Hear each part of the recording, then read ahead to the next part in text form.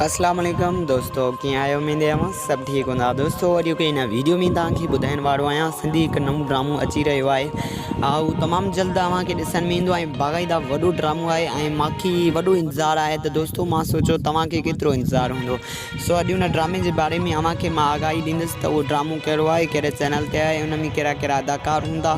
सो दोस्तों video full ॾिसंदा, video खे लाइक कंदा, असांजे चैनल ते पहिरियों दफ़ो आया आहियो त महिरबानी करे असांजे हिन यूट्यूब चैनल खे ज़रूरु सब्सक्राइब कंदा, लाइक कंदा, कमेंट कंदा ऐं शेयर ज़रूरु कंदा त वॾी महिरबानी थींदी आहे दोस्तनि जी। दोस्तों जीअं त मां तव्हांखे सब्सक्राइब हुन लाइ बि चवां त तव्हां सब्सक्राइब चैनल मुंहिंजो कंदो, तव्हांखे मुंहिंजो हर वीडियो मिलंदो ऐं मुंहिंजो एंटरटेनमेंट वीडियो हूंदो आहे। इंशाल्लाह तव्हांखे मुंहिंजे चैनल में सुठा वीडियो मिलंदा। सो स्टार्ट बि कयूं हीउ वीडियो।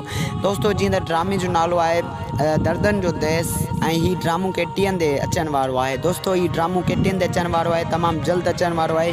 हिन जो प्रोमो केटीएन ते हलायो वियो आहे, पर अञा ताईं हीउ ड्रामो छो न हलियो आहे हुन जो बि तव्हांखे मां रीज़न ॿुधायां पियो ऐं हीउ ड्रामो किथे कीअं रिकॉर्डिंग थियो आहे ऐं हिन में कहिड़ा कहिड़ा अदाकार आहिनि। दोस्तों ॻाल्हि पिया पहिरियों कयूं अदाकारनि जी, त अदाकार आहिनि हिन में असद कुरैशी आहे ऐं अब्बास गुल ओढाणू आहे ऐं हुन में आहे एस भट्टी आहे ऐं तक़रीबन हिन में वॾा अदाकार आहिनि। ज़ुल्फ़कार बुर्दी आहे वॾेरे जे किरदार में, तान्या चंद आहे ऐं हिन में घणेई अहिड़ा अदाकार आहिनि, शबीरा चंद आहे ऐं हिन में खोड़ सारा वॾा अदाकार आहिनि, सभु पत्थर दुनिया ड्रामे वारा आहिनि। सो हीउ ड्रामो इंशाल्लाह तव्हां ॾिसंदा तव्हांखे ॾाढो बहितरीनु लॻंदो ऐं हीउ ड्रामो केटीएन ते प्रोमो हिन जो हलाए चुका आहिनि।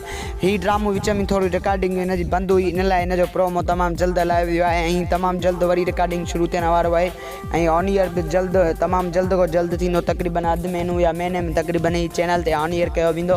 हीउ केटीएन चैनल ते ऑन ईयर कयो वेंदो ऐं अव्हां दोस्तनि खे केतिरो इंतज़ारु आहे कमेंट ज़रूरु कंदा ऐं अॼु को वीडियो कीअं लॻो तव्हांखे महिरबानी करे असांखे ज़रूरु ॿुधाईंदा ऐं तव्हांखे दोस्तों इंशाल्लाह हिन चैनल ते सुठा वीडियो मिलंदा ऐं महिरबानी करे असांजे हिन यूट्यूब चैनल खे ज़रूरु सब्सक्राइब कंदा। महिरबानी, दुआनि में यादि। अल्लाह हाफ़िज़। अॼु को वीडियो एसी ताईं हुओ।